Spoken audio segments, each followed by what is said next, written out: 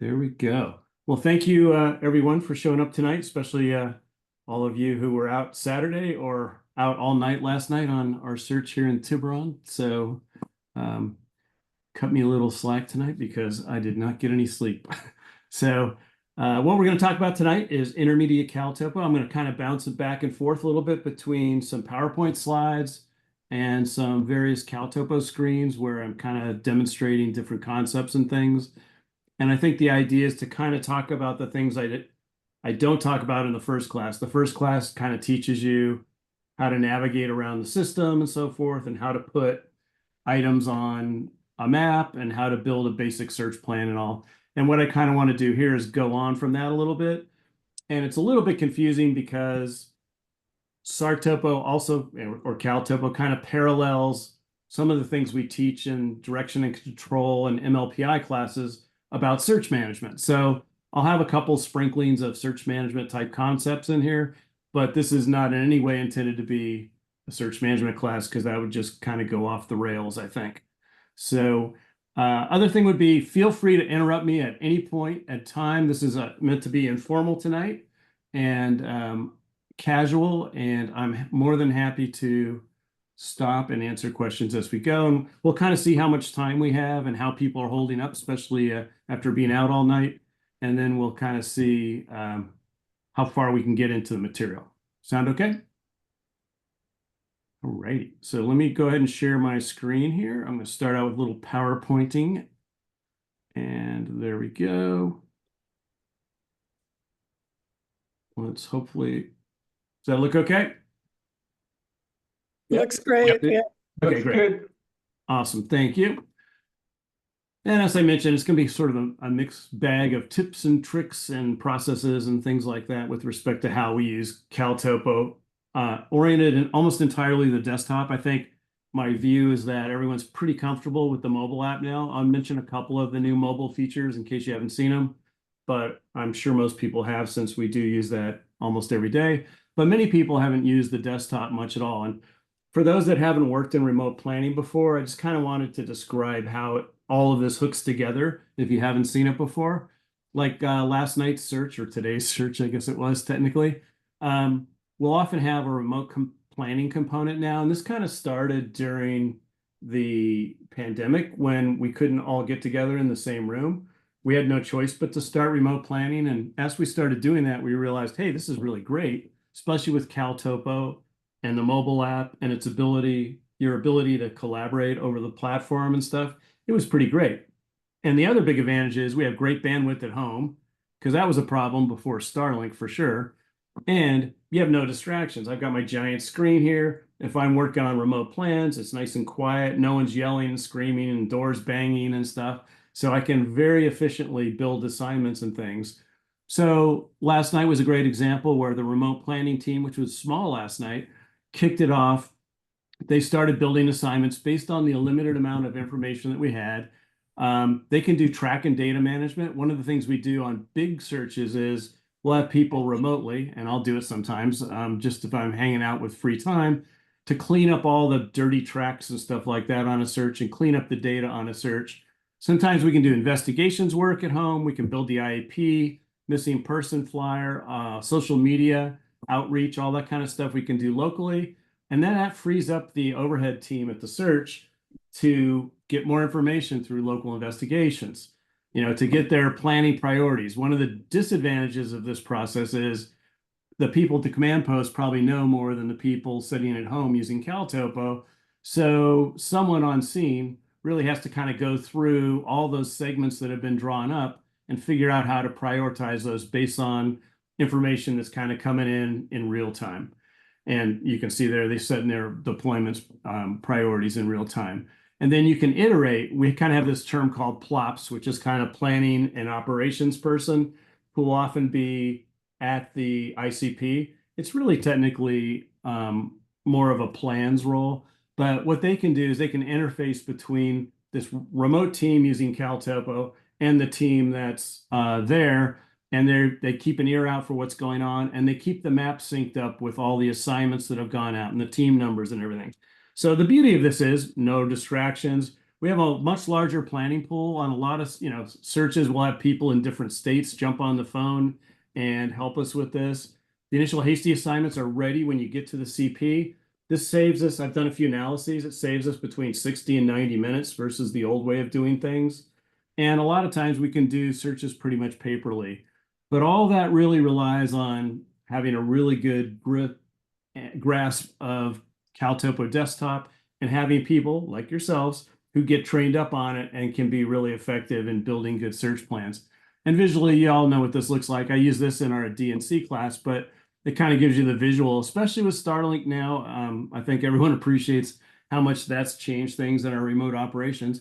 We can be anywhere now, and we can have seamless communication, and we can get offline maps loaded up. We can get all of the planning work done remotely and uploaded up to Yosemite or wherever people happen to be, including missing person flyers and all that kind of stuff.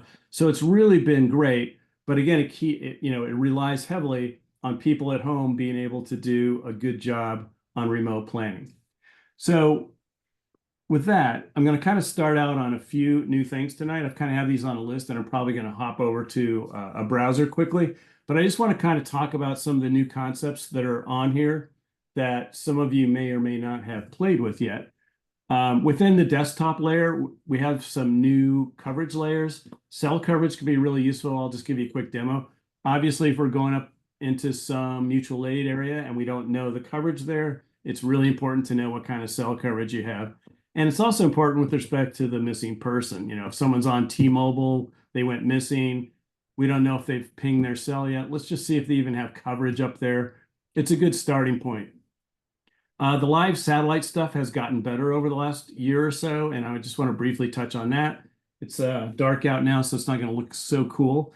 Zonehaven Live, we used to have a static Zonehaven layer. I just want to make everyone aware of where the live layer is, and that layer will update when evacuation zones get turned on and off, which is really important. That layer is available both on the mobile app and on the desktop. And then the motor vehicle use map is really good up in the mountains especially with a lot of our e-bike and UTV deployments. It's a fairly new layer on there, and it's got a lot of detail about which roads are actually passable and which trails are passable and which ones aren't. And then I want to talk about enhanced LIDAR, and I'll just demo that and show you what it is. 3D mapping just arrived, photo waypoints and viewing. We've talked about that a little bit, but I want to show you how you kind of manage that data on a desktop app. We have lockable maps now. That's like a week-old feature where you can lock your map up at the end of the search so people don't tamper with it, but you can still leave it on your team account. SMS locators to find ping someone's cell phone are available on the mobile app now, which is super handy. I know Kobe and those guys use it in YOSAR already. There's a new way to view all of our team inReach units within the system on desktop. It's much simpler now. We can also add things like aircraft transponders and track search aircrafts on our map directly. There's the heading up command, some new keyboard shortcuts, and I just want to go over keyboard shortcuts because a lot of people aren't familiar with them, and they can save you a lot of time. And then something that's reasonably new, SAR versus recreation setting. I've kind of gone away completely from SARTopo.com. I kind of do everything on CalTopo now. And because you're on CalTopo, you're sharing a platform with all the recreational people. And if you don't get that setting right, you won't have the ability to put SAR objects on your map, and that confuses people a lot. So I just want to kind of demo that as well. So with that, I'm going to hop over real quickly here into a browser and kind of talk about these things one by one here.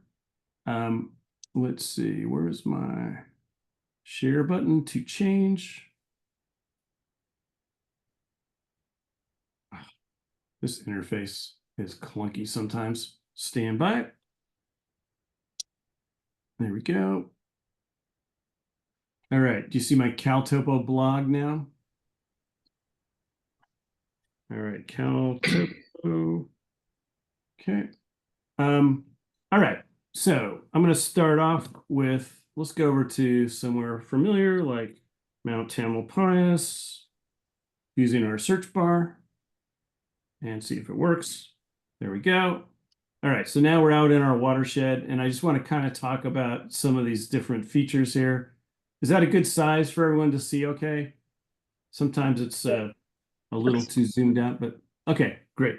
So we'll keep this simple. So let's talk about the cell phone layer coverage. You can see this list of overlays. And if you took the first class, there are basically three types of map layers in here. We have base layers, which are solid, like these guys here. They're just solid opaque layers. You can stack layers with those and blend them together, and we talk about that in the initial class. Then you have map sheets, which are also solid layers, and I'm going to do a demo of how you can create your own because I don't really do that in the basic class normally. And I'll give you a demo of that, again, using our search area from last night. And then I'm going to talk about the map overlays here. So here's our cell coverage, and overlays are transparent overlays that have data in them. So in this case, when you click it on, you normally get all the cell layers. So if we go out somewhere like Seadrift in Stinson, I can go in here then and I can change color to whichever service provider I want. Verizon, T-Mobile, kind of sketchy there. AT&T is solid out there supposedly. And then you can get a composite of all of them. So, it's not, these guys all lie. They have some legal requirements on them now to not lie too much, but it does give you a good starting point when you go into an unknown search area to figure out what kind of cell coverage you're going to have up there for searchers and what kind of cell coverage you might have for the missing person as well. All right, that's the first one. Live satellites, let's talk about those. Those are, again, opaque layers. I'm going to see if we can still see our current live GOES. So GOES live is an every 10-minute satellite, and you can see it's nighttime in California. You can see a little bit of clouds there, so I can't really demo it. But what's cool is it updates regularly, and I can go backwards in time a little bit. And let me go back to where we had some live data. And you can see here that here's the Bay Area. As I zoom out, it looks more familiar, but it can be really handy, especially during fires. You can see where the smoke's blowing and stuff like that. You can see clouds and storms and thunderheads coming in, and it updates generally every 10 minutes, which is pretty darn handy.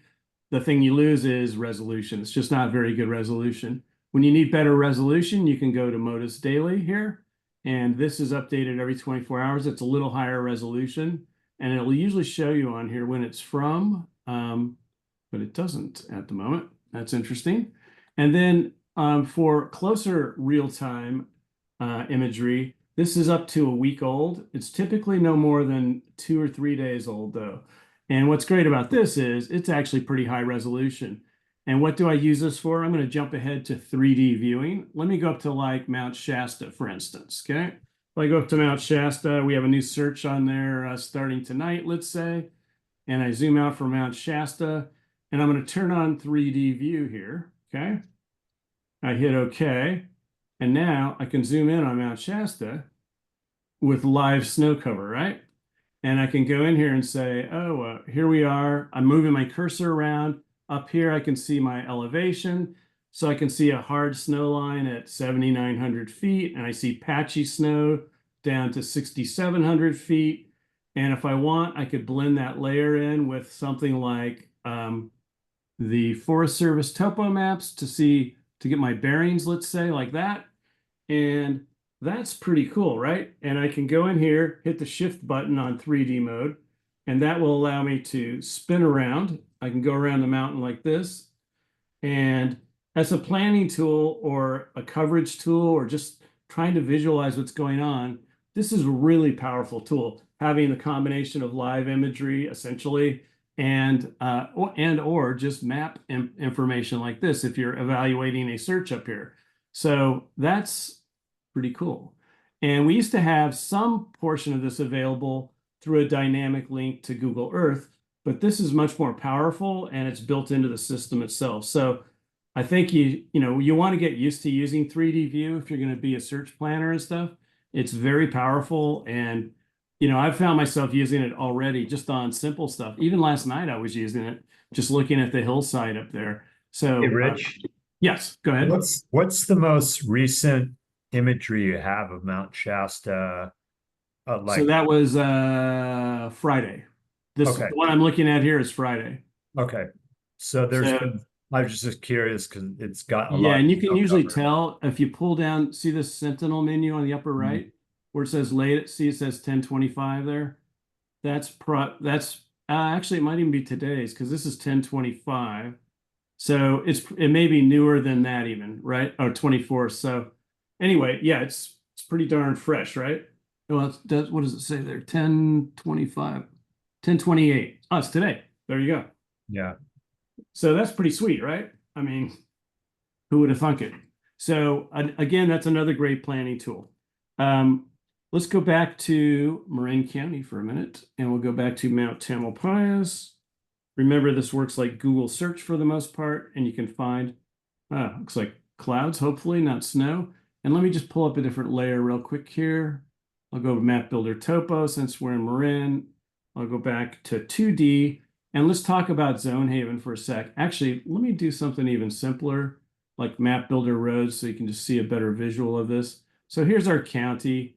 You know, it's broken into evacuation zones for fires. I know we do a little bit of fire planning, but I like to kind of demo how this works. This layer is kind of in an unusual location. It's down at the bottom under Marin SAR layers.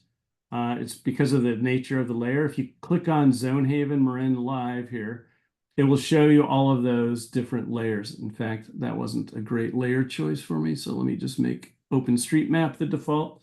So here we go. Like, here's where we were last night on our search, let's say, and say there was a fire going on. These would be the evacuation zones right in this area. They're all labeled. And when Genesis/Zone Haven activates a zone, those transparent zones will turn different colors, like red for a full evacuation order, yellow for an evacuation order and a warning and that sort of thing. So it doesn't change instantly, but as soon as you pan in or out, it'll pretty much refresh the layers from the server and you will get updates. So if we do have a live fire situation, this can be really handy because we can integrate it directly with the mapping that we do on our team during evacuations. Any questions on that one? It's pretty cool. How is the fire department? Is that real time then from the? Yes. Yeah. Actually, Woody and OES will normally be the person to activate zones and increase their urgency or decrease it. So it's an OES responsibility based on the guidance from fire and law. That is normally how that'll be done. Rich, did you look at any of this? Like, oh, this is just Marin. Okay, Yeah, so like during the Oakland. Yeah, I didn't have the problem is Zone Haven will not release this statewide because they're trying to sell you and make you use their web interface. But I do have the secret codes for several counties. I have like Lake County, which is an important one. I have Shasta, I have Cocoa, I think. So I have a few counties that we can deploy if we need them, if we're assisting in a fire, but I cannot get access to the statewide one, sadly. It'd be nice to get Alameda. Okay, let's talk about MVUM again. I'm going to go back up to let's go to Truckee. Oops, Truckee. There we go. And I'm going to turn on the MVUM layer. It's been here for a while, but I don't think people really use it a lot. What it'll really show you is very similar to what you would see generally on the Forest Service roads if you were in a Forest Service area. Okay, so I'm going to just go up and turn on Forest Service layer up here in the mountains near Truckee. And you can see if I toggle this off, you can still see there's, in many cases, logging. You can see the dashed logging roads and Forest Service roads and so forth in there. But when you turn this on, what's nice is a little menu will pop up at the bottom. You click on that menu, see that MVUM info, and it'll give you a nice legend here for all the different things, seasonal use and no seasonal use. That can be really important if you're on a search and you're deploying a UTV out there. It's really nice to have access to this, and if you're lacking local knowledge, you can at least get a basic idea whether you're going to make it down a road or not in the season, let's say. And it'll also show you the quality of the road or trail here, which is super nice. So that's a good layer to keep in your bag of tricks, I think, as well. So that's also one that you can download when you're heading to it's an offline one now. I believe so. It may not have all of this, but you can't, that MVMU I think is one of the that actually options. makes sense because I know Matt is trying to make inroads into the off-roading community who are kind of hung up on forget the other two I forget the other competitors, but They're Onyx. I think Onyx is one of them, and I can't remember the other one. But yeah, so and they're very famous for having really good offline trail maps like this. So it does make sense that that would be available offline as well. So that's NVUM. Now I want to jump back and talk. Yep. Sorry, quick question. I didn't see. How did you click on it to see what type of road it is? So you click on. So you click here, Yeah, and then you get a menu right at the bottom, which is, and you click on this. It's a hyperlink, and then it pops up. At the bottom where? Oh, can you see the pop-up? No, I don't. Oh, okay. It's So here's the possible that problem. you're- When you share a screen, it only shares. I'm sorry. No, It I'm only saying that. No, Actually it see the depends pop-up. on where. Oh, you Depends are? on where your bar is. If your menu bar for Zoom is on the bottom, it's going to block where that pop-up is. So you got to move that menu bar so you can see it. Yeah, it's right here. It's right here. I see it Yeah. now. Okay, Yeah. awesome. Yeah. So that's where you turn it on and off. Yeah, and I couldn't see The people legend. because Yeah. of the And there are button. other things like slope angle shading, for instance. If I turn on slope angle shading, you can see there's a legend down at the bottom as well for slope angle shading, degrees of slope. So yeah, so a lot of times when you put a custom layer on, there'll be some legend at the bottom of that box for you. Okay, so changing gears a little bit. This is really important, I think, and I'm going to hop over to their actual blog to demo it. But LIDAR, for those who don't know it, is basically laser-based range detection that's done from satellites or airplanes. And essentially, they use it for archaeology and all kinds of things, but they also use it for land use.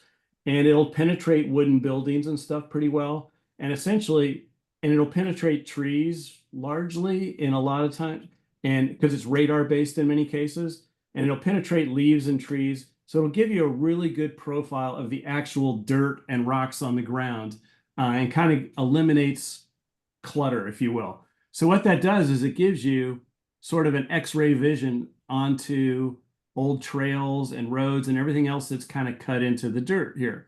So we always had pretty decent low quality imagery in here for LIDAR throughout most of the continental United States. But recently they've been getting upgraded information. I don't know how much of it's airplane versus better satellites, but you can see here now that it's much more finely tuned when you go to the right. And what that means is, I hope you can see it. Let me give you another demo here. This is the shaded relief layer, and I'll demo that again in a second. But you can see this is the old one. It's pretty cool. You can see what's going on. You can see the bottom of this drainage, this little valley down here. You can see probably where there's water going through. But as you zoom in now, you get a whole different world, right? You can see super fine detail. And when you zoom in, you can start to see all the little animal social trails. In certain parts of this area, you can see wagon train treads from the 1800s because they're kind of etched into the ground. You'll see the two little skinny, rails going through the mountains and things. So it's a remarkable tool. And in a lot of cases, including that search up in Arnold, where we found the lady using the Falcon team after like 8 or 9 days in there. One of the real keys there was when you went to this LIDAR-based layer in the form of shaded relief, you could see clear social trails that weren't marked on any map. And one of those matched up really well with the data, that the cell phone forensic data. And it really led to matching that data up and focusing the search a lot. So it's really cool. It's really powerful. The super high resolution is not available everywhere, but you can see where it is. It's fabulous. And so just let me do a quick demo of where you can get to on that and how you would use it. So let me go up into a mountainous area here somewhere around Tahoe. Let's see, where do we want to go? Let's go somewhere in here kind of. And I can change my layer over. Normally, so how do we normally use shaded relief? Normally we use it to make kind of 3D relief maps. So I go down here as a second layer, call it shaded relief, and then I blend in like 30%, and then all of a sudden I get a nice 3D relief map, right? So that's pretty sweet, and it helps make the topo maps look much more interesting and easier to visualize. But if I'm doing a search down here, I can crank this up to 100, and I can zoom in now super close in these areas. And I probably picked an area where there's nothing interesting, But generally, anywhere in a search area where we have people and stuff and animals, you'll start to see indentations arise here. And one of the things we've done on some searches is we go through and say like, oh, maybe this drainage doesn't show up on any map clearly. You can go in here and draw it in here. And I'm looking for some social trails too. Here's another seasonal marsh area. It looks like this could be a social trail or a creek here. And you can identify water sources that might not be marked otherwise. You can see trails and roads. It is super cool. And in some searches, we've found tons and tons of trails that don't show up anywhere else. This is probably a major road. Let me see what that looks like, a major road with a roadbed. It is. But you can see like, okay, there's a major road there. And then you can see where it goes back to crummy old imagery in certain places too. But anyway, when you get out in the sticks here, this can be your friend because it's the raw truth of what's there on the ground. And I'm just hoping to find one example, which I haven't found yet, of something that's on here. Like there's a little stream right there that's not showing up on the map. And here's a drainage that's kind of hard to see otherwise. But if I go like that, it looks pretty clear. So it gives you like the cleanest view when you have that high resolution view of what's out there.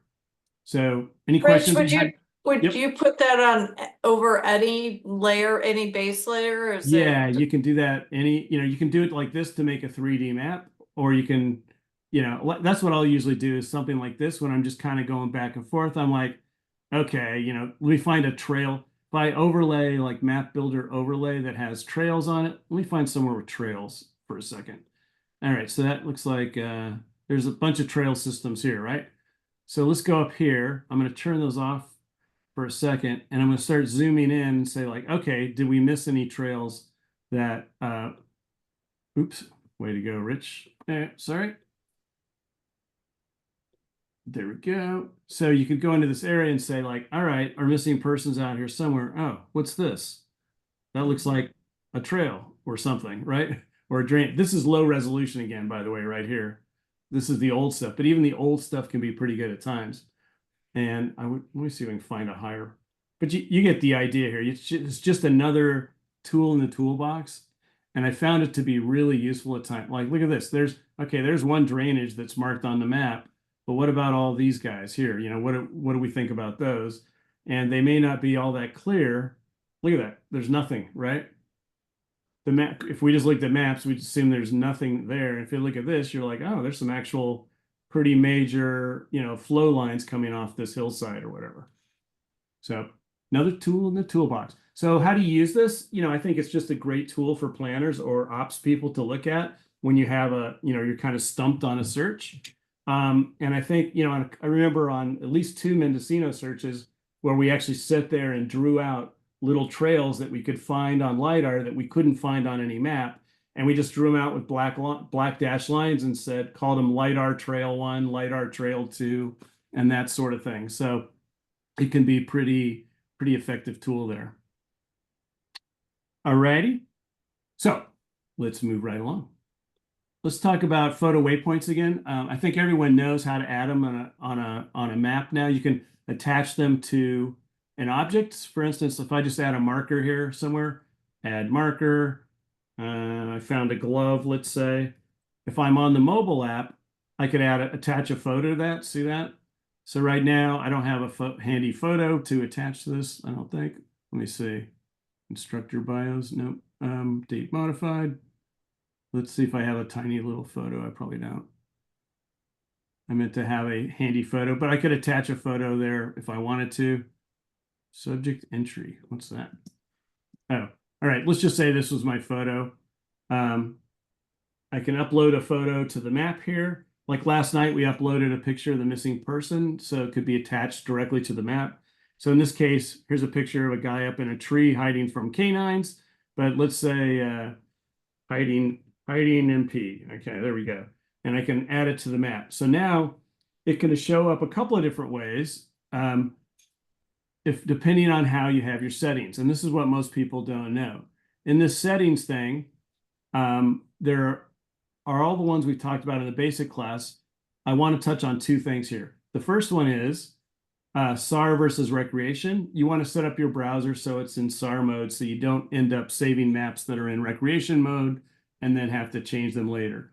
The difference is if you save it in recreation mode, you won't have access to all the different SAR objects like operational periods, assignments, and so forth and so on. So you want to leave it like that. Let me save this map real quick. I'll just call it test 1. Rich, if you switch into that default mode, will that then kind of stay there, or do you have to do that every time you go in? It should stay on that browser for that computer. So I think it's a browser cookie actually. Uh-huh. And oh, this one actually had GPS data on it. So it actually put it down where the K9 team was training. So now what do you see? And you'll see this on some searches where you see billions of little circles, which are thumbnails of photos that people have added to the map, right? So in this case, I can click on it. I can see the photo of this hidden person. I can do things with that, like download it to my computer if I want. I can see the lat long if it's attached to that and so forth. So that's pretty handy. Hey, Rich. But, yep. Yeah, so just following up with what Michelle was saying on the app, if you're signed in with SARTopo, as long as you use the same browser, will it come back as SARTopo when you reopen it? No, it's whatever you type into the URL line, CalTopo or SARTopo. But does it, if you just open your app, will it will it just reopen and, you know, What do you mean by app? You're talking about on your phone the versus, phone's always CalTopo. okay. And the phone, I think the phone you set up initially with SAR mode. Okay. You do that from the and it should always be in SAR mode. The problem comes on desktop when you say like, oh, I'm using Chrome now I'm using Firefox or whatever. And each time it'll default to something else. You have to kind of check these settings up here to make sure you have it the way you want it. So that would be things like degrees versus, UTM. That'll default to something else if you open a new browser, say. And then same thing with this, which is I'm about to show you. If you get a whole bunch of photos on a map, it can get pretty cluttered with these little circles and annoying. So you can actually go up here under photo preview, which is a fairly new line, and you can change it to none, okay? And so in this case, I kind of have a disconnect because I put my point somewhere 100 miles away from where the GPS data was on the photo that I just picked off my computer randomly. So it's a little bit of a bad example.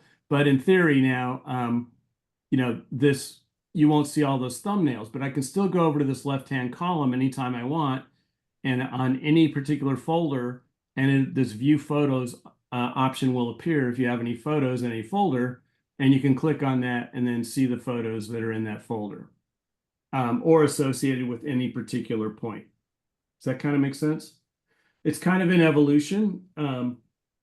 I think it's been a good tool. I think it still has some teething issues with respect to syncing up to the servers. It gets a little bit better, each release. It's a complex problem to solve, but I think it's been really nice to be able to put all of our objects in here. And one of the best practices that we're starting to talk about is when you put an ICP or the LKP or the PLS on a map, maybe the PLS like I did last night. Let me just open that map actually, I don't want to open that because we may publish this map publicly, but if you put a PLS, what I like to do now is put the missing person flyer attached to that PLS and then information about the missing person on there. And then everyone who comes into the search can see that data available attached to the PLS or the LKP. So it's kind of a good way to spread the word on the missing person, especially when you don't have a lot of paper printed yet. Okay. Hey, Next Rich. one. Yep. Before you go on, can you just touch briefly on whether we should all be switching from SARTopo on desktop to CalTopo, and if so, how come? And are all the things you're showing to us today only available on CalTopo or also on SARTopo? Nope. They're completely analogous. They're essentially the exact same thing. It's just different pointers to the server. So there's no difference between using CalTopo and SARTopo right now. And so what I think the SARTopo name will probably go away at some point, honestly. Just to give you a little bit of the history, originally there was only SARTopo, then there was the CalTopo civilian product that came along. And then up until maybe 4 or 5 years ago, those actually ran on different servers and they were completely isolated from one another. So one of the goals then was to get everything onto one instance. There's tons of technical advantages for that. And you can scale servers and cores and things much more easily. And then the trick was to make sure all that data was interchangeable, can be shared between systems. So there are a couple quirks still about it, but I've just kind of gone over to CalTopo because it just kind of makes sense that's where it's all headed. That's what the company's called. And so I'm starting to change all my presentations just to be CalTopo now. And the app's called CalTopo. So it's just, it doesn't hurt you to use SARTopo, but it's just sort of a convention at this point. Okay, this is a brand new one called Lockable Maps. And I'm going to talk about another part of this later, but there's one little thing in here. So let's say we just finished this search up and we've sent our final report to law enforcement and so forth. And I want to keep this map on our team server, but lots of people on our team can go in and edit objects on the map depending on their authorization levels, or they can add new objects, or they could delete stuff off my map. I don't want them to do that. So this sets up for management and administrative level people, the highest people permission-wise. I can go in here and say, I want to lock this map permanently so that it'll still be in the team account. Everyone can see it. Everyone can go find it, but they can't mess with it anymore because it's a completed, finalized search. So simple little tool, but it's pretty handy. Okay. Rich, on that topic, are there any conversations about making revisions of the maps in CalTopo? So you can go back to the previous revision of your No, I've not heard of that discussion. No. I think that would be a pretty big deal based on the architecture. Okay, next one, SMS locator, which is on mobile as well now, but this has been used very successfully by a lot of teams. Yosemite uses it a lot because the idea is pretty simple. If you haven't used it, you want to send a ping out, essentially a text to a missing person in the field who might have intermittent cell reception and maybe can't answer a phone call or is so panicked. We've had that where they can't tell you where they are and you can't get them to use their GPS app on their phone. So you send them a text and says, open up this in a browser page and it will show us where you are and sit tight. And the way you do that is you go to the add button over here and you say locator. Where is it? There, locator, see that? And then I want to add an SMS locator and I can add, missing person. I can change this. I can change the message. What? Send me one, Rich, and I'll write it. I'll reply so you can see it. Okay. Phone number? 415. Yep. 250. 8369. 8369. All right, you're a missing person. Open this link up on your phone, please. And then it'll go over here as an object on your inventory. Okay. And then, since we know Brian is somewhere over here, let's move down the coast. Did you get it? Yep, I got it. So now you probably can't see a pop-up right now. This is an odd one that doesn't work in Zoom, but I have a big pop-up in the middle of my screen says SMS locator MP has started their tracking. Okay, so now you see there's an app track here for the MP. So if Brian is sitting, he started tracking, but if he's sitting there panicking and running around and not sitting still like we asked him to, let's say, we can still follow him around as long as he leaves that open. And if he, turned it off for whatever reason, we can go back to him and say, hey, we can send him a new text and say, please, please leave it open. We're trying to, stay put or whatever. So that's a pretty good tool. It's super handy. And it can also, the big change now is as of 2 weeks ago, you can initiate this from your cell phone. So if you're like, I think it's another great example of Yosemite where they might all be mobile when the search for a missing person or an injured person begins. And say Kobe's out there on his horse or something, he can just pull out his phone and start a map and send an SMS request to the missing person. Pretty cool, right? That is super cool. Yep. Okay. Next one. This is kind of like a greatest hits of new features still. we're going to talk about team and reaches. In the old days, you had to say add a locator for a Garmin inReach. See this? Live track Garmin inReach. You can still kind of do that. The trick with Garmin inReaches, if other people are watching this later, is that it needs to be on an enterprise account of some sort, and that allows you to hook into their API and have the location data piped back to CalTopo. You can also see there are other things here like ham radio APRS and aircraft transponders for ADS-B, which is nice. And let me just show you this one real quick while I'm here. So let's say we have, Placer County Helicopter is on our search and we're the overhead team and they're out flying the search area for us. I can add this. I can say this is Placer Sheriff's Office Hilo or whatever. And then I can type in their ADS-B transponder number, which I can get. And I can get that from some public databases and I can hit save. And then as soon as that aircraft shows up on scene, it'll start recording a live track, an app track to this map. So that if you can't train the pilot to use CalTopo or whatever, and you just want to try to get as much data as you can early on, that's a good quick way to get a search helicopter's information onto your map. But in the case of our inReach units, what's cool is now they kind of get inventoried into our team account.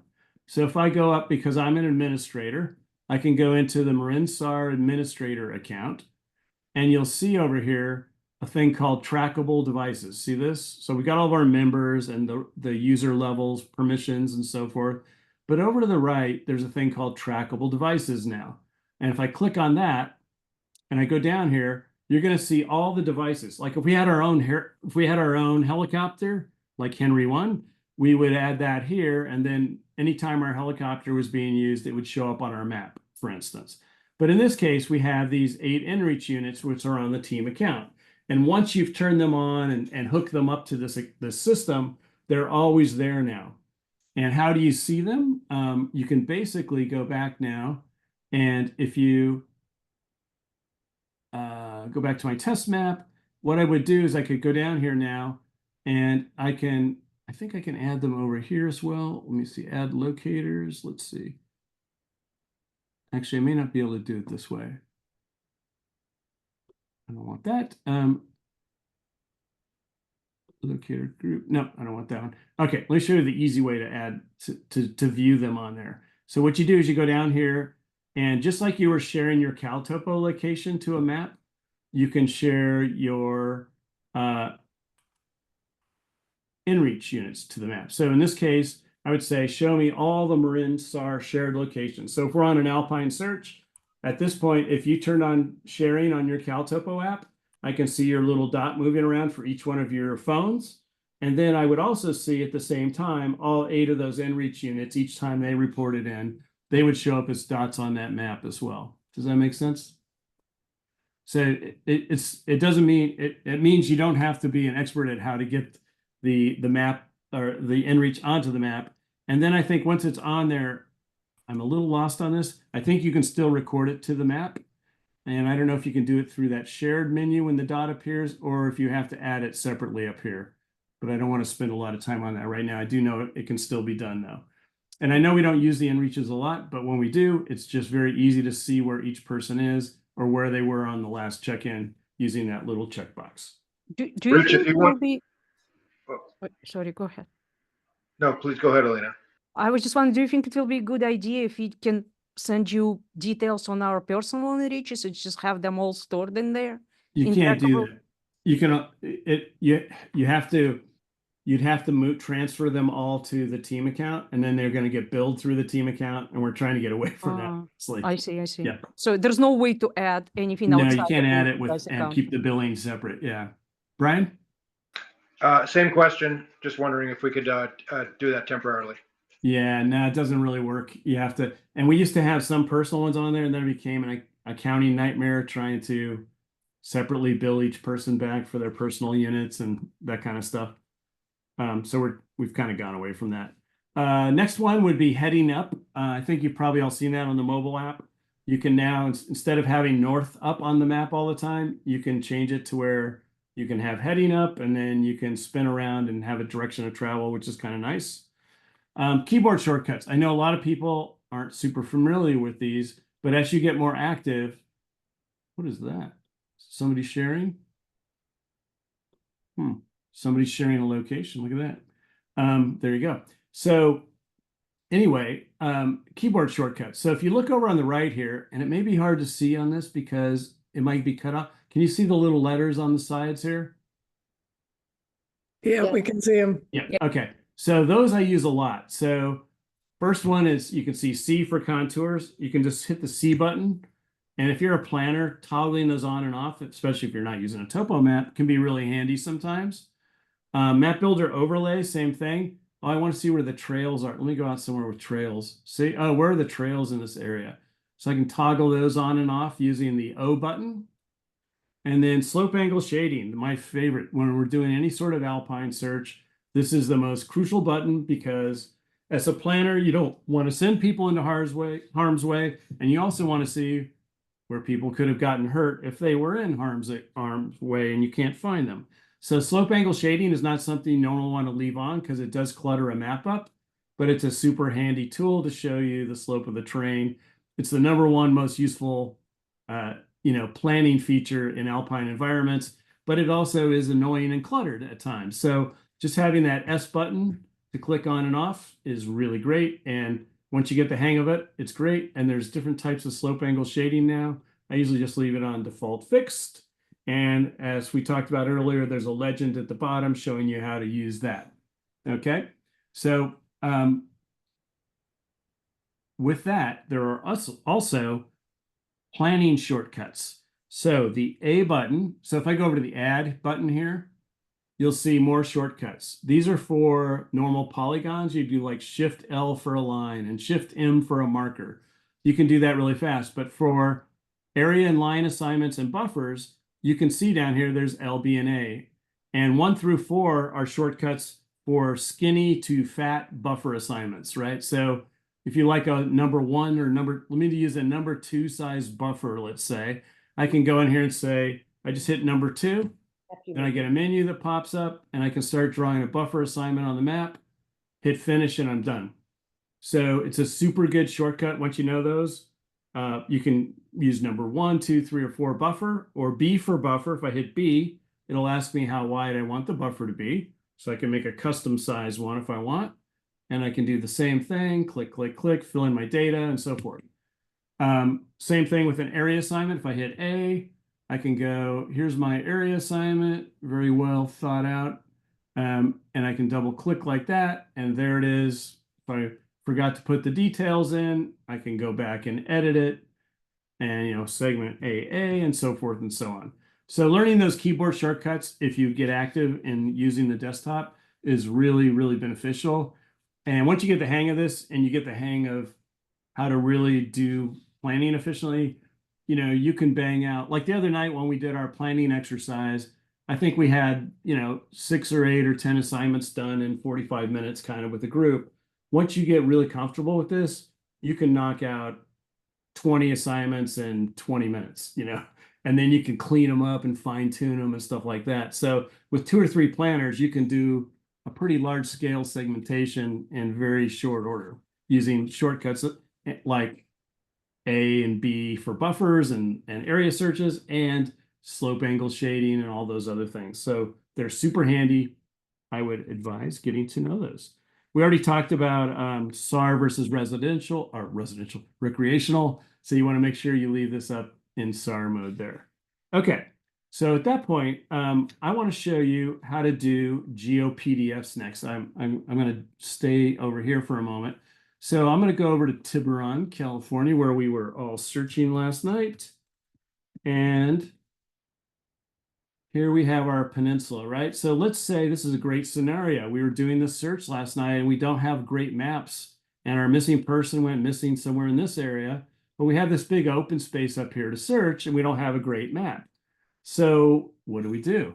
If you know there are park maps available, they don't have to be in CalTopo, and I'm going to show you how to put them in as a map sheet real quick. So in this case, I did a little Googling, and I found that the park that we're talking about right next to Tiburon is Old St. Hilary's Preserve here. So I went up here and I found out like, whoa, look at that. There's a map available already drawn up for this area. And it actually includes the brand new Martha property acquisition. So that's cool. This is obviously very simple since there's only a handful of trails in this system here, but it's a pretty easy one to demo this for. So this is a PDF, but it's not georeferenced or anything. Occasionally you'll get georeferenced PDFs, which already have GPS coordinates hidden within them. And if you have that kind of a map, and sometimes fire departments will make those, then they're super easy to add to CalTopo because CalTopo already recognizes where that map is supposed to be on your bigger map. So that's simple. But in this case, this is just a PDF, plain old PDF, and we want to register it on CalTopo. So I download this first onto my computer. Then I'm going to go back to that blank map that I had, wherever it was. Here it is. Okay, now we're getting ready to plan this search, and I need to add that map here. So I'm going to go up to the Add button. I'm going to go down to the bottom, and we get into custom layers and things. And one of the custom layers you'll see here is called a map sheet. So I click on map sheet, and I'm going to call this St. Hilary's. And I can actually share this map publicly if I want to. I'm not going to do that in this case, but as a public service, I could say, hey, this is a publicly available map for a public open space. I could share this, make it publicly available for people to see, and then it goes through a review process at CalTopo, and if it's a valid map and it matches up properly, then they'll add it.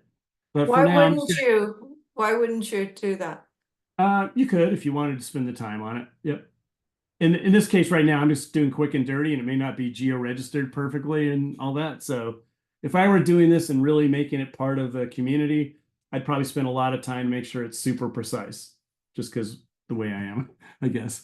So in this case, I'm going to just add it to this map. I can still add it to our team map in addition to my personal account, but I don't have to commit this. If I want to share it publicly, I have to commit to that at this point in time, I believe. Okay, so I'm going to add that. And it's going to say, oh, choose file. So I'm going to go find that file, Old St. Hilary's. There it is. I'm going to open it up. And then I want to add this to my map. So it's going to upload it to the CalTopo server. And you may not be able to see the dialog box that pops up, but we'll see. All right, so unable to locate georeferencing information. You will need to align this layer by hand. Okay, so that's what you get if you don't have the embedded georeference data in the PDF. So I click OK, and it's like, oh, there's my map of Old St. Hilary's. So what I'm going to use is a combination of like transparencies here. And what I've kind of got to do here is line up one point on my CalTopo base layer map with one point on my PDF. And then I've got to align another point on my base map with another point on my PDF. And you see I have this nice slider going back and forth so I can blend between the two. And it can get a little awkward, but what I want to find are kind of easily identifiable points on both of these maps. So I'm going to actually go up, it's actually my neighborhood here, and I'm going to do like up here the intersection of Heathcliff and Sugarloaf. And that's going to be one of my points. So I'm going to right click right here, and I'm going to say, this is lat long number 1, okay? And it's the intersection of that little street. Then I'm going to go back to my PDF. I'm going to find that same location here, which is now, I can zoom in on it, and I can go Heathcliff and Sugarloaf right there. It won't be perfect, but now I can right click on this and say, this is my mark point 1 on the PDF. So I got 1 matching up to 1. All right, and then it gets all wonky. So you just got to kind of not go crazy. Then I got to find a second point of reference now. So I'm going to go back to my base map and say like, okay, hopefully far away from the first one, because if it is extrapolating the alignment, the farther the points are away, the better. So I'm going to go to the other end of the preserve down here somewhere, kind of where our missing person was last night. And I'm going to see if I have a comparable point available on this map. So if I look here, I have Ridge Road going into Vistazo West and Vistazo East. That junction right there looks pretty darn good. So I'm actually going to zoom in on that one, and I'm going to say, let's make this mark point 2, and I'm just right clicking on that. All right, so now I got to find where Ridge Road goes in on the real map. Same way. So I'm going to go over here. Got to find Ridge Road. There's Ridge Road. Okay, it comes down and it hits the junction of Vistazo east and west. So it's that junction right there. And then I'm going to say mark lat long 2. Okay, so now if I did it right, everything's going to be lined up. So now I just want to make a little transparency here and see if everything lines up. And it looks pretty good down there, right? See, it's not perfect, but these maps are rarely perfect anyway when they're park maps. But now I'm going to go up into the trail system here and see if it kind of matches up with, look at that, see, it matches up pretty nicely. And I can even change my layer and say like, okay, let's forget about that. Let's go to real satellite view. And I can see those trails there. All right, here we go. Does it match the actual trail up there? And I'm like, oh yeah, see that? It's not 100% perfect. It gets a little bit off up here. I could refine that a little bit. I could redo my points up here, say. But, you know, for a first pass, and if we were doing a search, I'm going to say, oh, that's close enough. That looks pretty darn good. And let's say I liked it and it was maybe aligned the extra 1 or 2% that I really would want. And I just hit save. So now it's going to be a slight delay. It's going to go into a rendering process on the server. And then it's going to pop up on my list of objects over on the left-hand column here, hopefully. This would be really embarrassing if it doesn't. Let me just give it a minute here. Any questions on that while we're waiting? And waiting. Rich, I have one question. Yep. Is there any way to add more than 2 points to kind of refine your map? No, I've actually found if you play with a little bit, 2 points actually will always be enough. That's weird. It has not. So Rich, I'm just confirming. So you did mark point 1 and then match that to a lat long 1. Exactly, and the mark point is on the PDF, and the lat Right. long is on your base map. On your map. Okay. Yep. And I don't know what happened to it. Let me reload the map. Oh, still not there. I probably hope I didn't blow it up. Anyway, you get the idea, right? Well, so let me. That's disappointing. It just kind of disappeared on me. Do not see it here.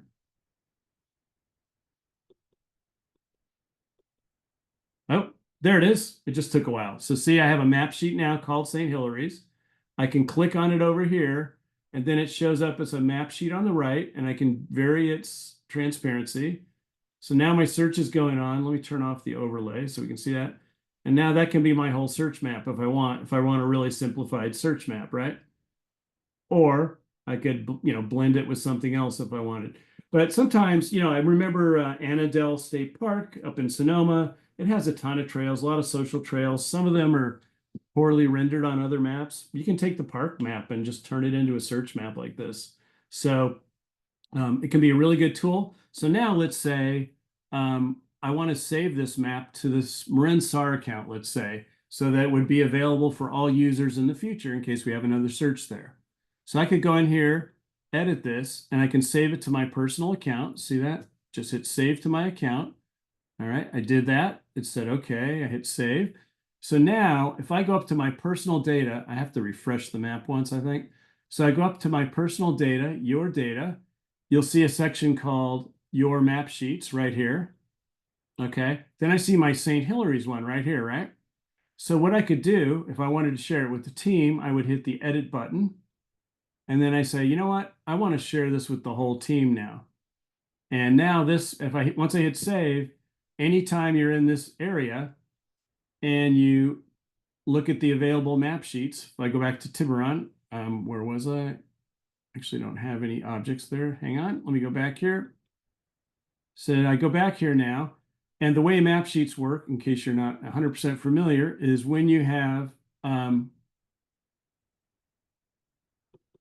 when you're using map sheets, since there could be thousands or even tens of thousands of map sheets on the server, it only shows you the map sheets that are available in the field of view in the map you're looking at right now. So now I'm zoomed way into Tiburon. I can go up here and say I want to stack a map sheet here. I click the select box, and you can see, oh, here's my St. Hilary's one that I just had. And you can see some other ones that we have on our personal. And here's some people that have shared maps like the GGNRA map, which isn't going to be super useful here, but it's there. but I want to use my St. Hilary's. I'm going to show you one more trick while we're at it on Mapsheets. There can be a lot of junk on these sometimes, and there's a really smart algorithm built in. See all this legend and stuff? I may not want that. There's a little button up here. See this thing? There's a question mark if you forget what it is. Oh, that's not it. Sorry. If I click this, that doesn't work. Maybe it can't do it on this one. A lot of times you'll get a little thing that says trim the map sheet right here. And it'll remove kind of the borders around it and stuff and make it look cleaner. But I'm not sure why it's not doing that for me on this one. All right, so maybe it doesn't recognize it on this one. But sometimes you'll have a little option there to trim the borders off. Let me try a different one and see if it does that. Angel Island. Yeah, there's Angel Island. I think I added that one at one point. So, you know, the Angel Island map's not bad. So the end result of the whole thing is if you have any kind of map of an area you're working in or visiting for fun, you can create a map in CalTopo super easily, and you can have it available to yourself, to your team, or you can share it publicly if you'd like to as well. So I encourage you to find a place and practice that a little bit, and you can build up your own little map library of those. Did we use it yesterday or today? We did not use it yesterday because we Yeah, actually that's had, actually for decent enough funsies. trails up in there, so I wasn't too worried about it. But you know, some places like Angel Island, it's pretty nice because it's got all the landmarks on here and stuff like that. So that might be pretty handy. And I just want to point out that yesterday when we were on that trail, that St. Hilary's map is actually much more correct than what we had on the CalTopo. Oh, is it really? Okay. Yeah. I was just like looking at it and I was like, oh, what do you know? You know, there you go. exactly what we ran into that. Maybe I should have done. I should have done that then. Yeah. There you go. Okay. So, and then just to be clear, since I added it to this map, it's always going to be available on this map. And if we did a mutual aid search, whereas, you know, the mutual aid people wouldn't have access to our map layers, since I've loaded it directly onto this map, anyone that opens this map will have access to this layer. Okay. So that's a pretty clean and simple way to do that stuff. All right. So now I'm going to jump back over to my, when you're Hey, Rich, one question on that. If you had, like you said, you had done the Angel Island one, right. and we were in a mutual aid situation, could we bring that layer into the specific map, like, or would we have to add it No, you have to again? recreate it. You can't actually Okay. download. There's no concept of like downloading it from the account back onto a single map, say. Okay. So you'd have to make a mutual aid event, say, if you wanted to share that map layer into the mutual aid event, you could do that. Yeah. A little more complex, but it's doable. But an easy way is just to recreate it, honestly, like that. Rich, this is Larry. Yep. Once you've loaded the map, can you then fine tune it once it's loaded? No. Once you hit save, you're done on it. You can delete it and do it over, but you can iterate as much as you want. Like I just did one pass, right? And I noticed my northwest corner was kind of off a little bit. So in real life, I would have gone up there and redone those points up there and tried to get the best balance I could. And sometimes the maps are just off from the real world a little bit, especially park maps, but you want to get the best representation you can. And then once you've got it where you want it, maybe 2 or 3 tries, then you hit save and then it's done. Okay.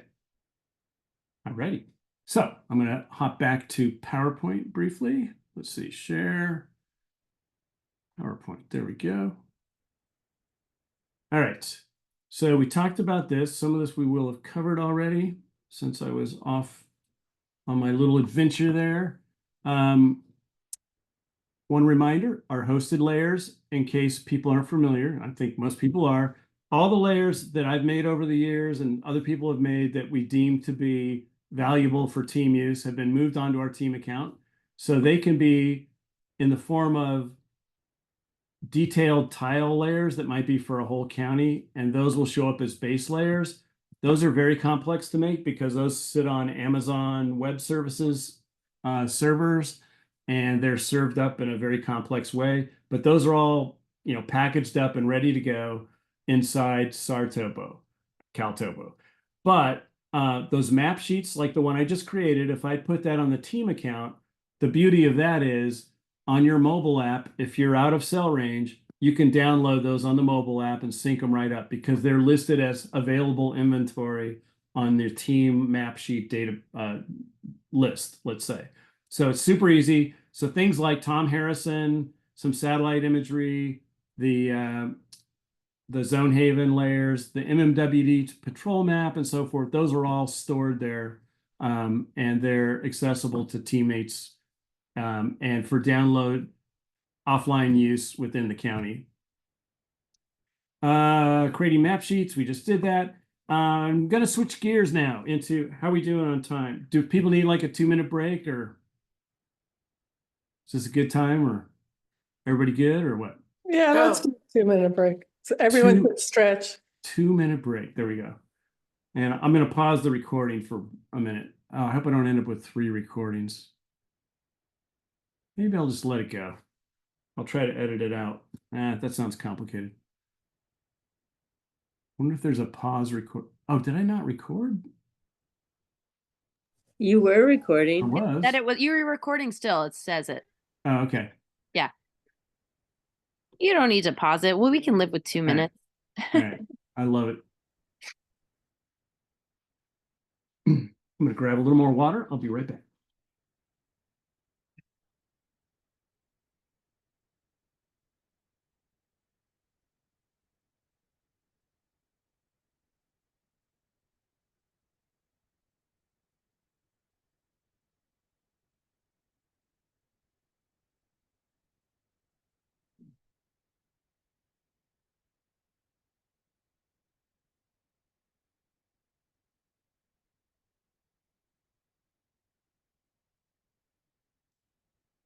Okay. How many people did we end up with here? Can't really see. 42. Oh, that's great. Excellent. All right. Everyone can see that, I assume, right? Or can they? Anybody? Yes, we can see it. Yep. Copy that. Thanks. Sometimes the Zoom interface is a little difficult to follow. Give it another minute here. Any questions while we're waiting or comments? Is that useful stuff? Yeah, this is great, Rich. I learned a lot already. Yeah, very helpful. Really good. All right. The fire hose will continue now. I've just been playing around here on a map at home. The bathymetric information. All right, so I'm going to talk about mission planning a little bit now, and this is kind of from the DNC class. And I'm not going to get into all the search management theory aspects of it, but I want to kind of show you the mechanics and just some like basic tricks to get you going. Longer term, people who are interested in remote plans or being an overhead, we'd love you to take MLPI, the DNC class, and the advanced DNC class in some combinations. But we also recognize not everyone has the time for that. And so, you know, getting you up to speed where you can build reasonable assignments can be a little bit of a shorter process. So I'm going to try to touch on some tricks revolving around the planning process and CalTopo here. So how do we get started, right? So the first thing we want to do is prepare a map overview. So you've got a particular search area. You want to pick the best layers for that area and set them as default. And I think I showed everyone that the other night, but there's the little I button. I don't want to go all the way back to the map, but there's a little information button after you save a map. You can click on it, and that's where you can freeze the map, or you can click the other button, which basically says, remember these layers. Make these layers the default. So when someone opens it up on their mobile app or on their desktop app, they're going to see the map layers that you think are the most appropriate for this search. Doesn't mean they can't change them on their personal device, but it means that's what you want them to see when you start out. So we go ahead, we add our last known place, our PLS. I'm not a huge fan of range rings generally because they kind of clutter a map up, but some people add those. I start adding folders for things to organize objects, and I'm going to talk about that more in a little bit. And then you start adding your assignments, you know, hasty trail searches as usually buffer assignments, maybe some area searches and drainages and things like that. And then we'll use a plans assignment list oftentimes to get organized. And I'm going to talk about that a little bit more. And we talked about the Snap to functionality, which is super useful in, I talked about it in the basic class. We talked about it at our Monday night meeting, but it's super useful in keeping your map clean and organized and professional looking. So I want to stop here and just talk briefly about what happens if you don't select default layers. So over here on the left, we have a search plan. And if I didn't collect that, use these layers as default thing, someone's going to open up the search map when they get to the search, and they're going to like, I have to search area segment AR. Okay. Wow, there's not a lot of information there. But if I had pre-selected the appropriate layers for this search, and I thought it was Tom Harrison with a little bit of 3D overlay, and I hit that default button, then when they open up their mobile app, they're going to see this on the right. So that's a much better view, and like, oh, wow, that's pretty hilly there. I got this. Oh, I've got some social trails cutting across here and there. So I've got a lot more information that wasn't available on the default map layer that opened up on that person's device randomly because I didn't give them a firm choice of a default layer. Does that make sense? I know I talked about it the other night as well, but I do harp on it because I rarely see, when I go to searches, and I often, probably less than half the time, people take the time to set a good default layer for their searchers. So there we go, first one. So how does the process work when we do remote plans? And I don't want to spend a lot of time on this because it's not a search management class, but I just want to kind of talk about how you think about it. The plans chief, remotely or in person, will typically split up the plans writing. And there are different ways you can do this. You might do it by planning region, like so you may have your map segmented, west, east, north, south, or by geographical features. And so you may say, hey, Jim, Freed, what can you do buffer assignments on all the drainages in the northwest sector? And then can someone else do the same in the northeast sector? And then people aren't stepping on each other's toes, right? Another way to do it is by resource type. So Jim, can you do the canines?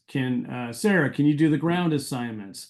Can so-and-so do canines? Someone else do e-bikes and so forth. And that's another way to split it up. So you may have access to the whole map. You may have some segments that cross over one another when you do it that way, but resource type's a pretty good way to do it. A lot of times if we have, maybe Shay's available and she's a canine expert resource, she likes to do planning. So, hey, Shay, can you do all the canine area assignments for us? Tell us which ones are your priorities and we'll fill in the ground ones around it later, let's say. So we get our basic assignments, segments defined in CalTopo first. Don't worry about all the details initially, right? Just kind of get them drawn up. And don't worry about putting AA, AB, AC, and all that on there, because guess what happens if you do that? If you actually do that, inevitably, with 3 or 4 people working on the map, you're going to have 2 segment ACs and 2 segment BLs, right? Because 2 people put it on at the same time. They looked at the list that hadn't updated yet, and now you got doubles. And we actually had that last night. We had 2 segment ASs out at the same time. And at any time you have that, it kind of disrupts the flow of your search. You have to resolve it, make some radio calls. So what I like to do is have one person in charge of labeling the segments and do it via bulk operations, and you do it in batches periodically. And you could do it all at the end, but then it gets confusing because you have 40 segments on a map, none of which are labeled. And then I'm trying to talk to someone else about putting a new segment or changing it, and you have no frame of reference.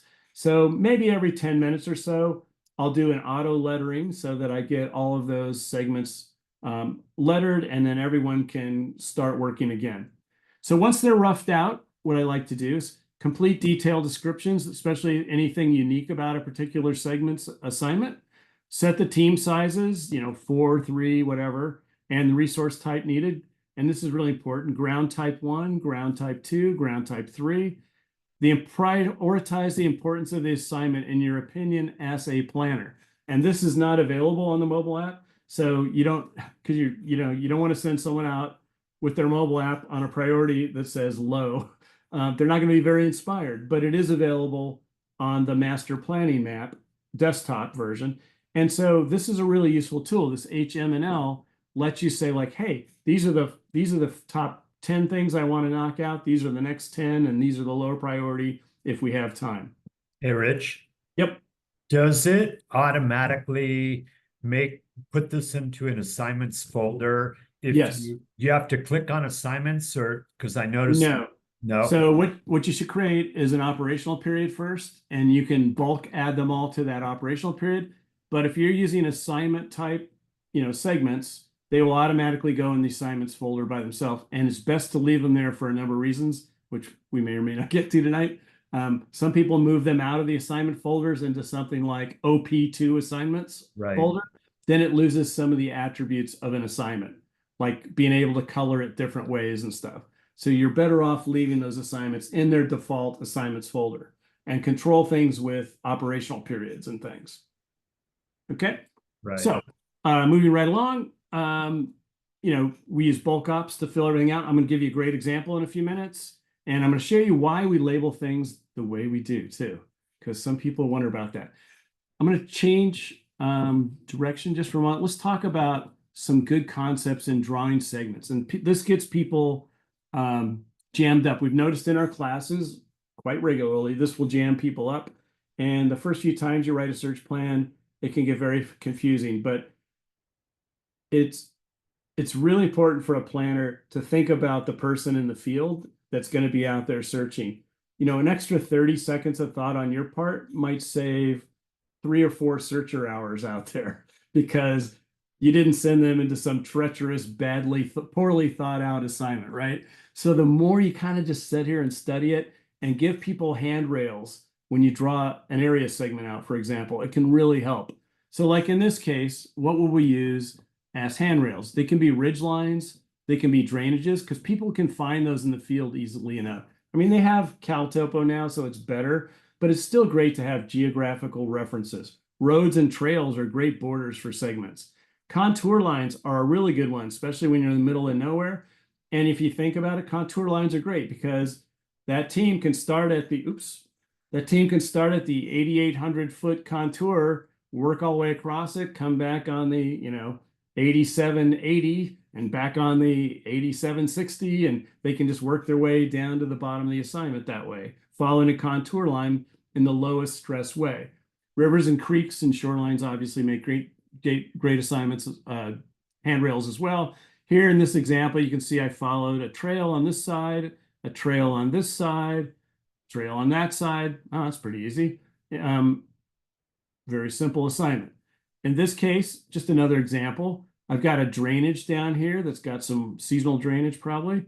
I'm going to make that a border line, go down and make voice calls at the bottom, and then I've got basically another drainage across here, and then I've got a trail up this one side here, and a trail across the top. So that's a clean segment that I can understand, and I know when I've hit my edge and so forth. Another example would be this one here, where I've used a creek on one side, a creek on the other side, a contour line up here, and here it kind of turned into a marsh down here. I don't really have a great handrail, but I just kind of followed what I thought was an area you could actually walk through without sinking, let's say, and something like that. So, trying to put some thought into those handrails is really good. Here's another final example where I've used drainages, trails, contour lines, all in one, and I can write my search assignment description. Search a slope between the 18E05 road, which is this road over here, and the 7,200-foot contour up here, working southeast into the seasonal creek drainage, which is right here. So that kind of makes sense, or orally, and it kind of makes sense visually. And if I'm out in the field, I can kind of see where I'm starting out and where I'm finishing, and I can choose how I want to work my way through that. Here's another example where I followed all the rules I just talked about using contour lines and drainages, but we have a missing Jeeper off-road guy up here. This was from a real search. I can't remember when, but a Jeep was up here, a person's missing. So we're going to search this steep area down to the river. So I would say even intermediate planner might start drawing segments up like that. Is that a good plan or not?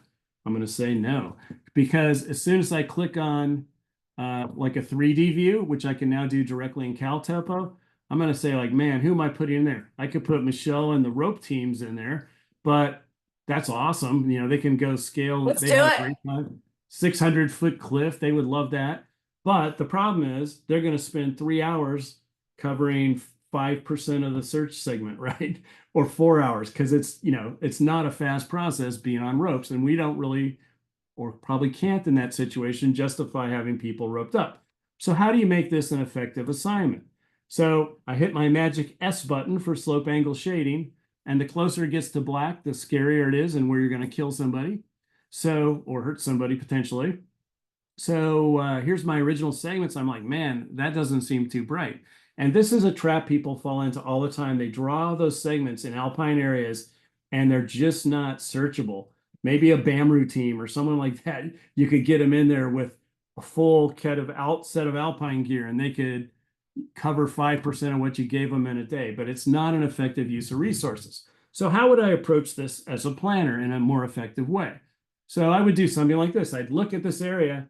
I want to keep my searchers in safe environments where they can cover more ground. So on the top side, I'm like, oh, that looks pretty safe up to the cliff edge where I have to be super cautious. And then on the downside, I'm pretty sure I can get in there into the scree field or whatever at the bottom of the cliffs, and I can glass the side of it and so forth. So maybe I draw something like this, where I have a search area at the top and a search area at the bottom. Those are separate assignments, obviously. And I'd say search for signs of slipping and so forth from above, you know, just all along there, and maybe glass over the side to the extent you can. And then search the scree field and cliff faces below with binoculars. And then I'd bring in, you know, CHP or National Guard, Or and I'd say like low and slow along all these cliffs because this is a high probability area. And, you know, at no point probably, unless I have proof, like we find a piece of his backpack or a clear slipping mark at the top, can I really justify resources to put a bunch of rope teams in there? Because the guy could have gone fishing somewhere else. You know, he kind of just left his Jeep there. We don't really know. So a good cost-effective, resource-effective way to search that would be something like this. And it's just so easy to draw polygons, even if you follow my initial rules. But if you don't think about what you're really doing and asking those guys to do, you can really blow up, you know, a lot of resources for a day ineffectively. So think about that sort of thing. Once again, we already talked about this a little bit, but I swiped these from CalTopo off their social media posting. But these new 3D layers, 3D representations are great. And being able to add slope angle shading when you're looking at alpine environments like this is yet another really good way to visualize what you're sending people into as a planner. And then finally, using real-time satellite imagery like this, as I showed you earlier, you can say like, hey, where's my snow line today? How's it look? Where's it going to be sketchy? How, you know, what kind of resources do we need where? That kind of thing. So that real-time imagery can be handy at times too. And then I can blend that with my Forest Service maps if I want good geographical reference against the snow lines and things. So really good stuff there. Switching gears yet again, this is something that I'm just trying to catch things that I think kind of catch people up at times. One of the things we struggle with a little bit is how do we draw like our urban dementia searches or our missing child, you know, autistic child runaway search and those kinds of urban, suburban type searches. And I think people get kind of hung up trying to draw, you know, searches down individual streets and things. I've kind of switched away from all that. And what I try to do is keep it simple and keep it visually clear on the map. So how do you do that? I think the easiest way is to turn on property lines overlay, which is called parcel data. You'll see it on your list of overlays. We've talked about it before. And parcel data, when you activate it, can show either an address, as it is showing here. It can show a homeowner's name, or it can show a parcel number. And it's good for all over California and much of the USA actually too. So anyway, when you do that, I usually turn it on with street address, say. And what I'm trying to do, like if this is a dementia search and the person went missing from nearby, what you're really trying to do is address both sides of the street and ideally up until the backyards. You might, and depending on how far away you are from where the person went missing, the intensity of your search might be higher or lower. So let's say the person went missing, right here on Center Street. When I got to Berwick Drive, I'm going to send, say, a 4-person team down the street. And because it's so close and this woman has gone missing before and she's been found in people's yards, it's going to be a knock on every door search. Now, I could draw one side of the street and draw the other side of the street separately. And I see that a lot when people draw plans. But that's not really effective. It's much more, I think, logical to send one team down a street and cover both sides of the street. And you can talk to one another. You also have safety if someone's knocking on a door on one side of the street and they have an issue, the people on the other side of the street could hear them still potentially. It's just good to kind of have a whole block knocked off. And then by drawing the segments across the back of the property line, it emphasizes that we're interested in searching the entire property one way or another. So in this case, the instructions might be knock on the door, ask the homeowner to check their garage, their cars, their outbuildings, and their backyards, let's say. And then you go to the next house and so forth. But when I draw them this way, it's pretty simple. I can just draw in, big segments at a time. I can use the snap to lines function to make it look nice and clean. And it's a pretty good way to quickly draw, area searches. You can also use the little ruler tool on your map on the desktop. Over on the left-hand side in the map area, there's a ruler. And you can select number of houses as one or structure count or parcel count. I normally use structure count, and then you can just draw this segment again real quick around it and then hit enter and it'll say there's 22 houses to search. So you can quickly decide if you're doing a lot of these quickly, I want to have each team knock out 25 houses at a time roughly, and then we'll break assignments in that size of a chunk. So it's an easy way to do that quickly. Any questions on that? Okay, moving right along. Here's a kind of a new one. I think this is another one that kind of screws people up, and I'm guilty of it myself quite often. You get a trail system full of spaghetti, let's say, and in Marin, we get that a lot, especially when you throw in the social trails. Or if you're near a suburban or urban area and there's a trail system, they tend to be fairly dense too. So could we go in here and draw every single buffer assignment, let's say, out on each one of these? And, this is AA, this is AB, and, AC or whatever. Sure, we could do that. But again, it's not great visual clarity if I've got bunches of little lines going around on here. And it's even worse if you use the old style, like just a line assignment, because you can't differentiate that from the trail even a lot of times. So what I like to do in these situations is draw a hasty search of a dense trail system. So I'll pick a logical trail system that has an entrance, like right here, and it has natural borders on each side, like right there, it goes into another road system. And on this southwest side, it kind of breaks into another system down here. So I could draw that one separately, let's say. Oops, sorry. And so it makes it easy. I can snap to these simple lines as I draw 3 or 4 big area systems. And then my assignment is, hey, I want you guys to hasty search the trail system in here within this box. And I want, good voice calls, search 30 feet either side of the trail, get through there quick, and then note any points of interest, worth maybe a more aggressive area search, or if you have time, quickly look into like places where, an outbuilding or other things that you might run into there. So super fast to draw, easy to follow, easy to assign. And then when you're done, you don't really care about the segment, you care about the tracks. And so when I turn off segments, I'm going to see all my GPS tracks. It's going to be nice and clean, and I didn't have to draw super detailed individual trail assignments. Okay, water-based assignments. Another one that kind of goofs people up sometimes. We do have those at times, and we end up getting a lot of clutter. One of the things, here's a closed search inside a lagoon, let's say, and a lot of times you'll see people trying to draw this whole segment out and all. I just try to simplify that stuff, right? I'll draw a little rectangle here, segment WA, carefully search the shoreline in and around the docks throughout the entire lagoon for clues or signs of the MP. That's pretty clear. I'll probably have a water group supervisor at work. They'll have a boat in there, and that's what they're going to do anyway. Whether you tell them, anything more explicit, they're going to go in and search around all these docks and stuff. Why clutter up the map? And once again, we're going to have GPS tracks, hopefully, from that boat that's going all the way around the perimeter here. And when we're all done, it's nice and clean. And we don't have to have confusing lines. If I draw like a water search that goes all the way around the blue area, then it's going to like snap to the back of the searching of these houses. Yeah, can I do that? Yeah, but I think it's just cleaner and it's just as visual in this case. Same thing down here when I'm searching shorelines. I just try to make little buffers that run along segments of shore. We have that a lot along the ocean and sometimes on our bayside searches. Just, carefully search the marked shoreline and shallows for clues or signs of the MP. Pretty simple stuff, but it does, kind of catch people up.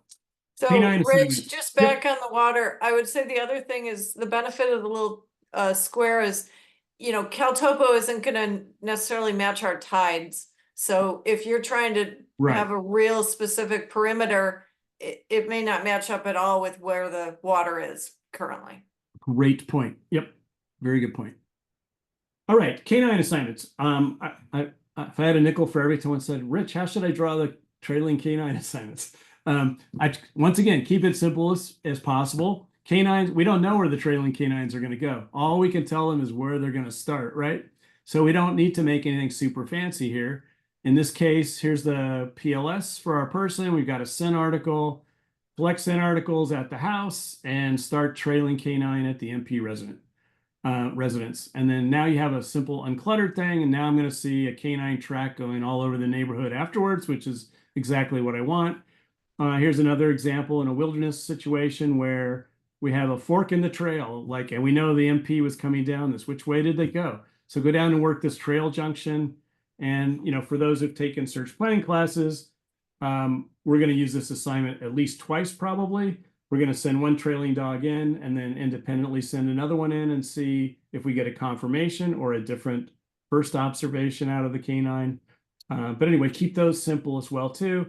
And then these assignments aren't going to confuse ground searchers or other people that might have other buffer assignments running through that same area. So short and sweet once again. This is a new concept, and Matt and I, Jacobs, have been talking about this a lot. And it's the concept of giving large areas to search, but we don't want them grid searched. So we kind of came up with this term. It's like an intermediate term. We'll probably change it, but it's a hasty area search. So here we are with 140 acres in the wilderness, way too big to effectively area search, but that's not really what our goal is.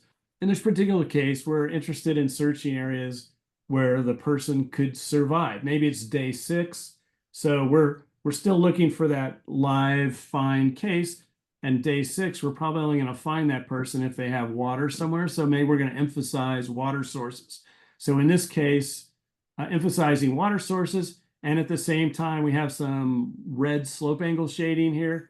It's a long shot, but maybe there's some big boulders there. Maybe the person fell and broke their leg and they're stuck in there or something like that. Maybe the rest of the area is kind of boring and not very interesting to search. But if we really need to grid search it, we could do that later. But on our first pass, let's do a hasty area search. So how would I write that up? Segment AF, hasty area search with emphasis on the creeks bordering the east and west sides of the segment, which have water, and other water sources. Carefully search hazards in the area, especially the steep slopes near peak 7698. Use voice calls and hasty search other areas of potential interest. So now my 4-person team can probably knock that out in 4 or 5 hours if it's not too difficult to navigate around, and they can find, all right, let's hit the 2 big creek drainages. Let's go look around that hillside a little bit, and then we'll call it a day. And if we still don't find the person the next day or the day after, we have more resources, we can go back and hammer that segment or split it into 2 and hammer it again with a proper grid search or area search. So new concept, but I think we've tried to use that a few times.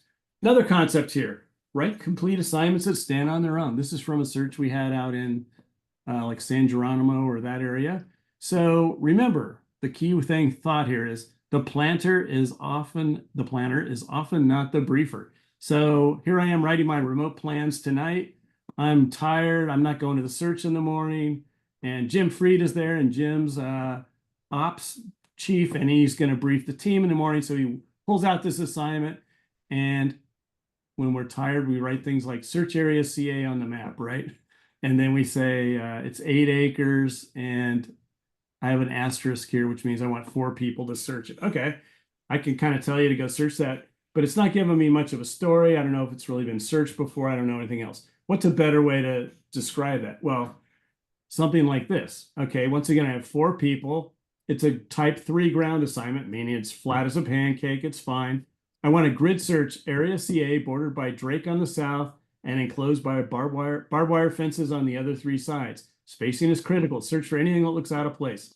Clues may be as small as keys. You have permission to search the outbuildings. Deputy Hasty searched it last night in the dark, obviously. And we want a very high POD for clues. And we're looking for stuff like keys. So we're going to be almost shoulder to shoulder, if not shoulder to shoulder. And I don't have transport for you, but you find your own vehicle and get out there. And these are the frequencies we're using. So even if Jim was not involved in the planning process the night before, if he reads that in 30 seconds, he knows exactly what we're trying to achieve there and how we can knock it out. So think about your assignment descriptions and how you put them in, especially when there's anything out of the ordinary or unique with respect to that particular segment. Okay. So I just want to briefly buzz through this, but identifying the ground types in tough terrain is a really good idea. Incidents within the incident are something we have to deal with at times. And I think something that we're guilty of, and planners are often guilty of, is not being really thoughtful enough about specifying whether something is type 1, type 2, or type 3. And on the flip side, on the overhead team, you need to really make sure when County XYZ shows up with their type 1 searchers that they are confident they're really type 1 searchers. And so, it's sort of a two-headed thing. And that's your best chance at avoiding a type 1 incident within the incident.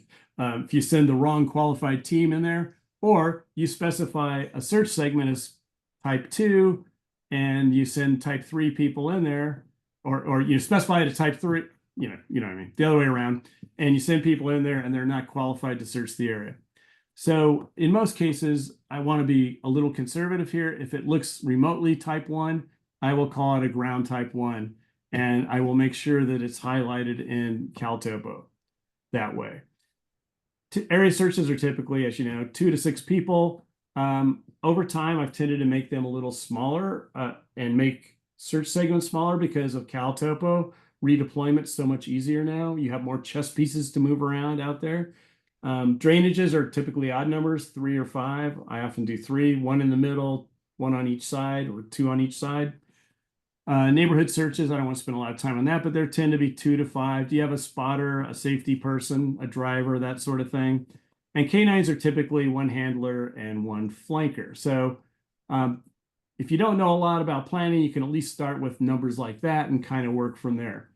So bulk operations. Many of you probably not use bulk operations. I'm going to do a quick demo on how you do this. You can set the PODs all at once. You can set your comm channels all at once. You can set previous efforts and transport all at once. And then you can label all the assignments at once, as I mentioned briefly earlier.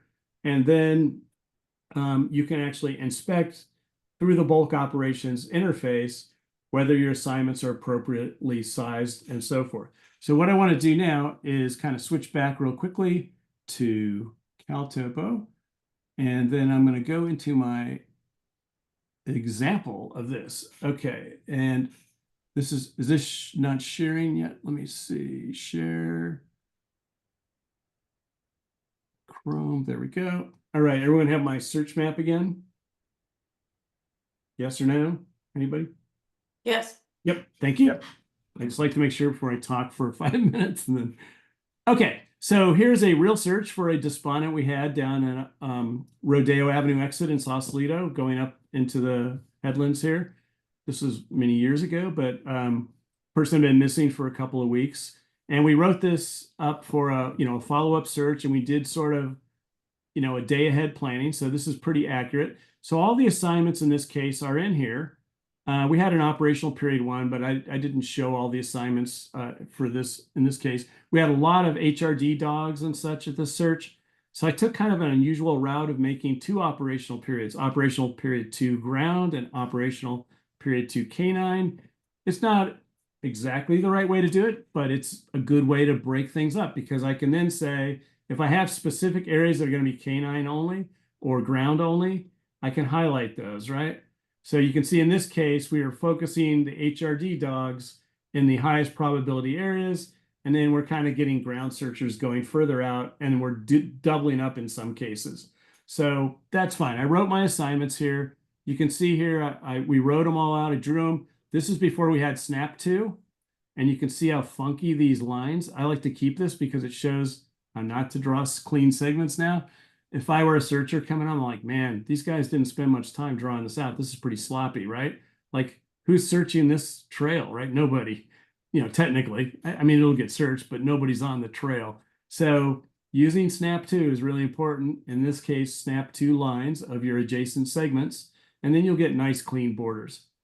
First thing I want to show, for those aren't familiar, is we talked about it the other night. At the bottom of your assignment segment folder, you have something called display settings. And I can sit here and say, right now it's by operational period, but I can change that.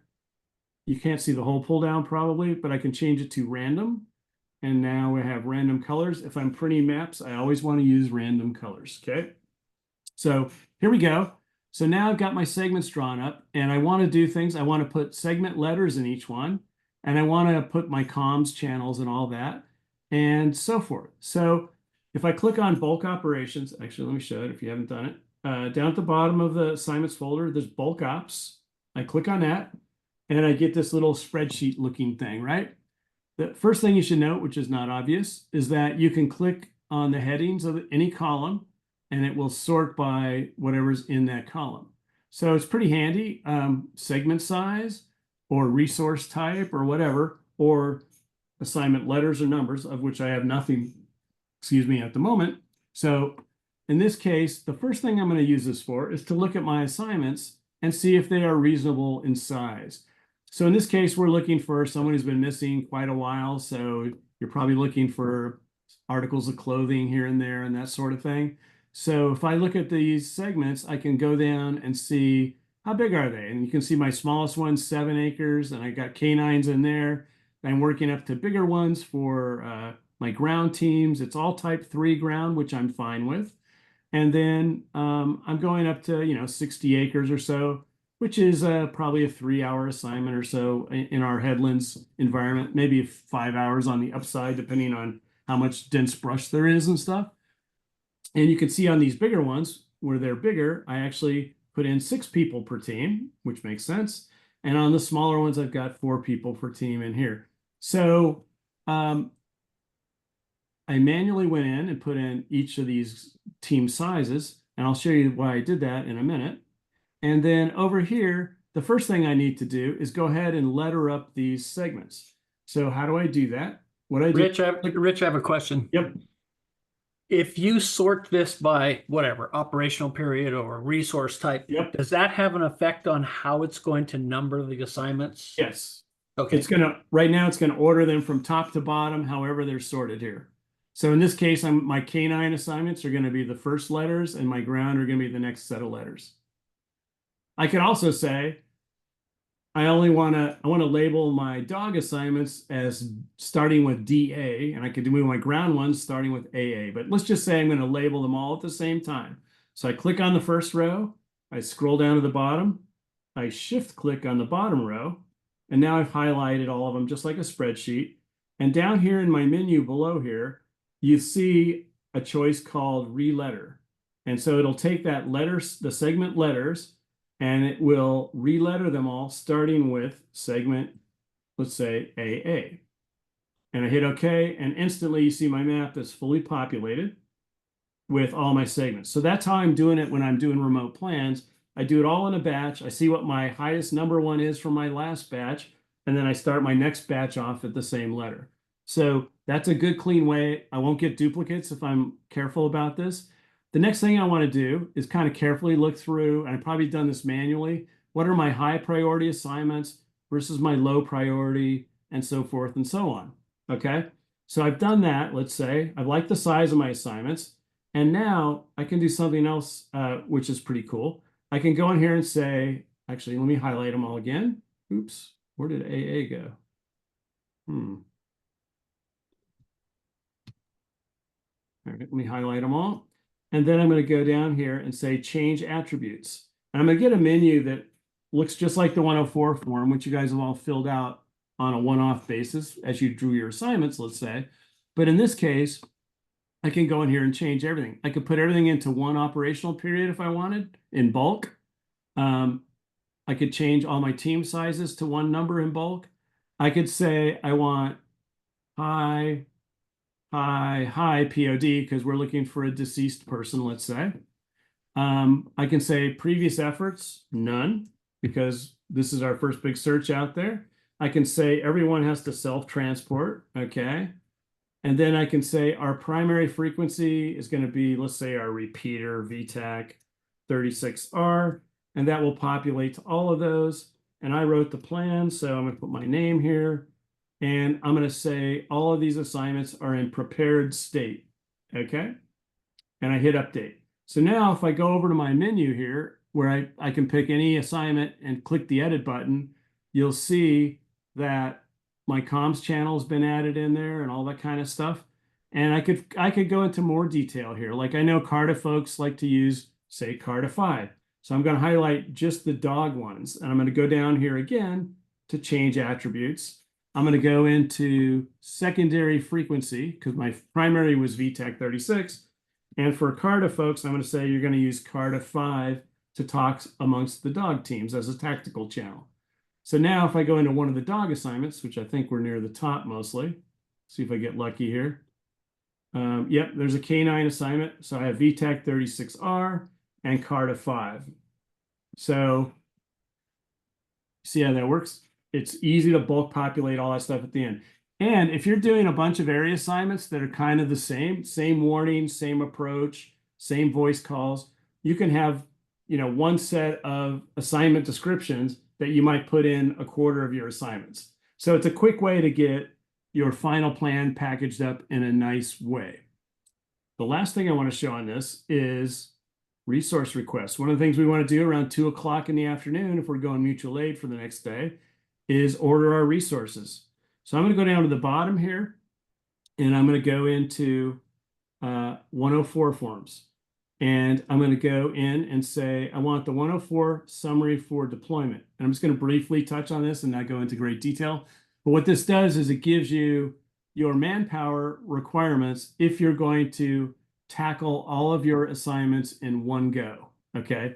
The reality is you'll probably have 2 or 3 assignments per team if it's a long day. So you'll need less resources than this says. But this will kind of say like, oh, I have 5 dog teams with 10 people. I need that. I need ground type 2. I have 2 teams, 12 people, 4 teams, 24 for ground 3. So you can quickly see how much resources you need to accomplish your plan. If you're like, everyone's going to do 2 assignments, maybe I cut these roughly in half on my request. But it gives you a way to kind of get a good grip on how many resources you actually need for that search. The final thing is the 105 summary, which 104 summary, which you've all seen, where I print my IAP. I want to print all of my assignments. And now the way we do it, and I'll talk about that again in a minute, is with the 104 summary. I click that button. I'll call it the Rodeo search here. And then I'll render it into a PDF, let's say, and you can see it here. You've all seen this in our IAPs where we have assignment by assignment. All the information that was in the old long form 104 is now in this summary form for every single assignment, and that goes straight into your IAP. So that's how you get that 104 summary all created. And I'll leave the rest of that out for a search management class, but I did want to show you the mechanics of that within CalTopo here. We good on that one? Excellent. Okay, so I'm going to switch back real quick to my other one. Let's see, back to the PowerPoint, and we will move right along. All right, so we've used bulk operations here pretty effectively. I gave you a demo, and we've checked everything out. We've got our IAP package going together. We fine-tune our plan on typing. Again, can't emphasize enough how important it is to get that type 1 versus 2 versus 3 right, team sizes, priorities, and so forth. We create our standardized map package, and then we crank out our IAP. So why do we label things the way we do? We get this question all the time, and in our advanced DMC class, we have to teach this all the time. And people are like, we don't do it that way. Our assignments are 101, 102, 103, and then this is the way we used to do it. So Rich, that's me, likes assignment numbers in the old days. So up until 5 years ago, if we were doing a search in Marin and we had 10 assignments, we would label them 101 to 110, let's say, in the first operational period, 201 to 210 in the second operational period. And it's easy. Like, so team 101 gets assignment 101 and they search segment 101. There's zero confusion, right? That's super easy. It's nice where reassignment's easy. So in Marin, you guys finish your morning assignment, team 101 comes in, you get some smoked salmon and normal Marin lunch food there. And then while you're refreshing yourselves, I'm like, hey, are you guys up for another assignment? Sure. So I'm like, okay, give me your old paperwork. You're now going to be team 112, and I'm sending you over to segment 112 on the other side of the search area.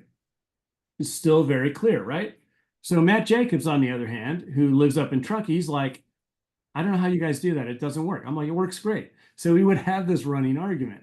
So Matt likes to call segments alpha letters, and then a segment is assigned to a team, which is a number, 101. And I'm like, well, Matt, that's crazy. That's two things you have to keep track of now. That doesn't make any sense.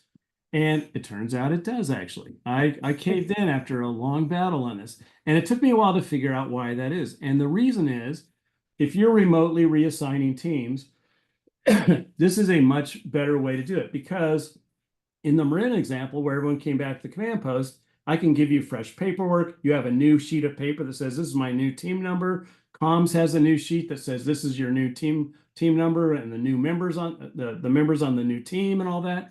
But if I dropped you off in a helicopter up in the Sierras and you're coming out tomorrow afternoon, I might have you searching 4 or 5 different segments, and I can't give you new paperwork. I gave it all to you up front. And all I can do is give you new assignments. And it's very confusing in that situation for me to keep changing your team number. And you don't even have, what team are we now? I don't even remember what we're called now. So that gets really confusing. So it's actually easier and cleaner to do it the way that we do it now, which is Matt's way. And we label each segment with an alpha, letter. And then we keep those segments unique throughout the length of the search. We may not use them throughout the search, but we never reuse them, because if someone gets an old search map or whatever, it would get very confusing. So by the end of a campaign search, we might be up to segment, XA or XZ or something like that, because we've written so many assignments over the course of the search. But they remain independent, they remain unique, and they remain independent of the team number. So in this case, it's great for remote reassignments. Team 101, in this case, search segment AA, and I reassign them to segment AC when they finish searching AA. And that radio traffic's very clean. They have their CalTopo maps, they have an IAP, and the only thing you have to do is make sure you track your teams carefully out in the field. Where's Team 101 now? If I don't write this down carefully, I'm going to lose track of where I redeployed my teams. So there are best practices to make sure that it all stays well organized. Each team assignment should be written with an alpha designator, AA. You retain those for the search duration, as I mentioned. Don't reuse alpha labels. Just keep going through the alphabet. Update your CalTopo assignments in the system with team numbers as needed, and use bulk operations, as I just demoed, for rapid lettering or numbering. So how does this work in the real world? Here's the assignment, or the case study I just showed you, where I auto-labeled all of these with alpha segments. And now I'm going to send out some teams. So here I am. I'm the operations section chief in the morning. I have my aluminum clipboard, and I've got my plans assignment sheet on my clipboard. And I'm right. All right, this is easy. My first 4 assignments are AA through AD, because those are my high priorities. And I've already organized my teams into 4-person teams of the appropriate types. So I'm going to assign Team 101 to segment AA, 102 to AB, 103 to AC, 104 to AD. That's all fine. I have a paper record of that. So now my plops person or plans person, if they're handy, is going to go into CalTopo, and in the numbers column in each segment, they're going to add those segment numbers that are being searched, right? So now segment AAA is being searched by team 101. When they're done with 101, I'm redeploying them to segment AK. So over here, you see I have 101 assigned to AK as well. And then when they're done with that, I'm going to assign them to AL. And then on day 3, if I research AK, this will say 101 space 301. And you can put as many numbers as you want in that number field. So if I research a segment 3 times over the search, I'd have 3 different segments there. So I have a good permanent record of everything that I put into that map. Does that make sense? Rich, I have a question for you though. Are you actually modifying the name of the segment to add the numbers, or is that a separate field? No, they're 2 separate fields. One, you'll see one called letter and one called number in CalTopo. Oh, right. So Okay, you don't so it have, just yeah, looks you don't like have to one mess thing. with any, you don't have to mess with the segments at all. Got it. Yep. Okay, so how does that look in real life? We use our short 104 form now. Here's my team members, comms, ops, plans, and the team leader has a copy of this because they're all in quadruplicate. And then I've got my starting segment, AA, 101. I reassigned them to AK. I gave them an in-reach unit with that number on it if I wanted. And here's where I got them started out of the IAP. And here's their map pack. So that's basically how we do it now. It is one extra step versus the old 101, 101, 101, but it is a great system. It took us maybe a few searches to get the hang of it internally because it's different, but it has worked really well for us. So we're 2 hours into this. The question is, so I'll tell you what else I had left, and then we'll have a negotiation. How's that? So I was going to do cleaning tracks demos, and then I had a whole segment on how do you manage really large searches and all the data that goes with large searches. So the question is, do you want to call it a night here, or do you want to kind of keep going and people can drop off when they want? I'm open. Keep going. Okay, there's one vote. Any others? I would suggest part 2. Do you think we could do another one of these in the not so distant future? It's been a long day. Yeah, so I'm good with that. So we actually, to do this, let me take a look here. What happened here? Hang on. Uh-oh. All right, so to do this, the next stuff that I really like, and I have some other demos in here, I would say that's probably another hour, hour and a half. I'd be happy to do another one of these and just make it not exhausting and make it sink in a little better. So maybe we do another hour to an hour and a half on another date. Does that sound okay? Sounds great. I like that. That's great. All right, we will do that. We'll pick another date in the next month or two. We have PSFA and other things starting up, but we'll find an open night where we can just do a quick Zoom like this again, and we'll knock out things like track cleanup. And then the one I really like is talking about managing extended campaign searches, which many of ours turn into, and how do you manage all that data, and how do you package it up and organize it in such a way that it's not just a giant cluster of cluttered data that you can't tell what's going on. If you do it the right way, you can turn things on and off, and you can tell the whole story of the search, and you can really understand what's been done, what's been found, what's going to be done next in a very clear way. So that takes a while to explain, and I have a bunch of demos on that. So we will do that in our next segment. Thanks, Rich. Thank you, All right. Rich. Any Rich. questions on all of this? Was that useful, or? That was So good. good. Awesome. Great. Really good. Great training. Thank Thank you. you, And, Rich. appreciate that. And then Kira, were we attendance and all that? Yeah, it's all updated. That is great. So I will try to package this up as a recording, and I'll probably send it out if anyone wants to go back and review things, or for the people that didn't get to see it. Maybe I'll try to put it on YouTube. And then we'll do the same with the next segment. I'll find a date that works with Wendy and everyone in the planning side or the training side to not clutter it up too much with the other training schedule. I have a quick question, Rich.